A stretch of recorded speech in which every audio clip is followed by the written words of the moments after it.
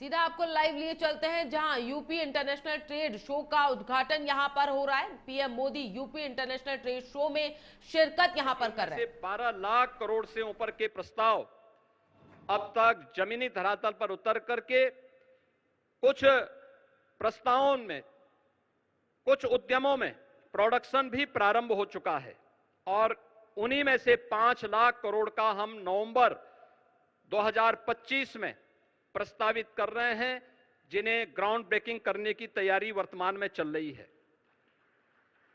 पिछले 11 वर्ष में आदरणीय प्रधानमंत्री जी की प्रेरणा से उत्तर प्रदेश के परंपरागत उत्पाद को,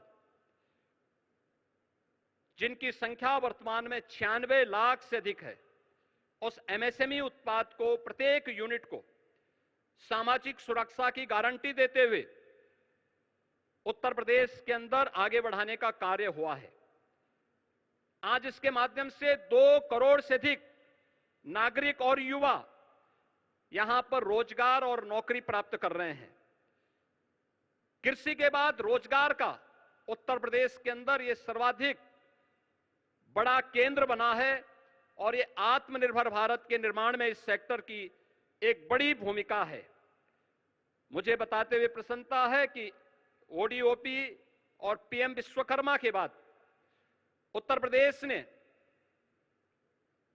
व्यापक रूप से एक लैंड बैंक, क्योंकि बड़े उद्योगों के लिए लैंड बैंक की आवश्यकता पड़ती है, लेकिन उत्तर प्रदेश ने कुछ प्राइवेट इंडस्ट्रियल पार्क की भी एक स्कीम आगे बढ़ाई है, जिसमें अब तक 11 ऐसे फ्लैश पार्क उत्तर प्रदेश के अंदर स्थापित हो चुके हैं। इसके माध्यम से भी उत्तर प्रदेश ने तेजी के साथ निवेश को अपने यहां आमंत्रित किया है, रोजगार के नए अवसरों का सृजन किया है। प्रत्येक जनपद में लौह पुरुष सरदार वल्लभ भाई पटेल जी की 150वीं जयंती के अवसर पर हर जनपद में 100 एकड़ क्षेत्रफल में एक इंडस्ट्रियल और एम्प्लॉयमेंट जोन विकसित करने की भी एक कार्य योजना प्रदेश सरकार ने आगे बढ़ाई है।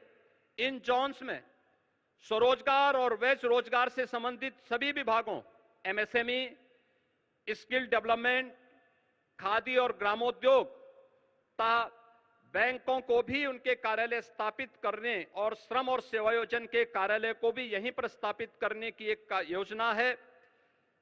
उत्तर प्रदेश का जो भी युवा उद्यमी अपना उद्यम स्थापित करना चाहता है या कोई रोजगार का इच्छुक युवा होगा, यह इंडस्ट्रियल और एम्प्लॉयमेंट जोन ही उसके स्किल डेवलपमेंट के साथ ही उसे रोजगार और उसको उद्यम स्थापित करने में वहां पर मदद देगा। आज उत्तर प्रदेश आईटी, सेमीकंडक्टर एवं इलेक्ट्रॉनिक्स मैन्युफैक्चरिंग का एक ग्लोबल हब बन रहा है।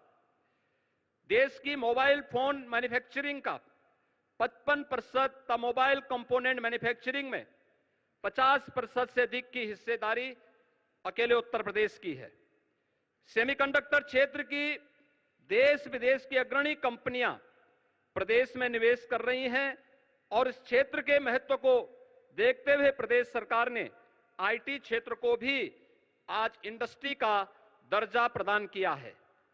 आज उत्तर प्रदेश में आदरणीय प्रधानमंत्री जी की प्रेरणा से रोड, एयर, रेल और वाटर कनेक्टिविटी में यह एक अग्रणी स्थान में आया है। प्रदेश में निवेश का एक आकर्षक डेस्टिनेशन बना है और प्रदेश में कानून व्यवस्था की चुस्त दुरुस्त स्थिति है। दूसरे देशों पर निर्भरता को कम करना और स्वदेशी साधनों का बेहतर उपयोग आदरणीय प्रधानमंत्री जी का आह्वान है।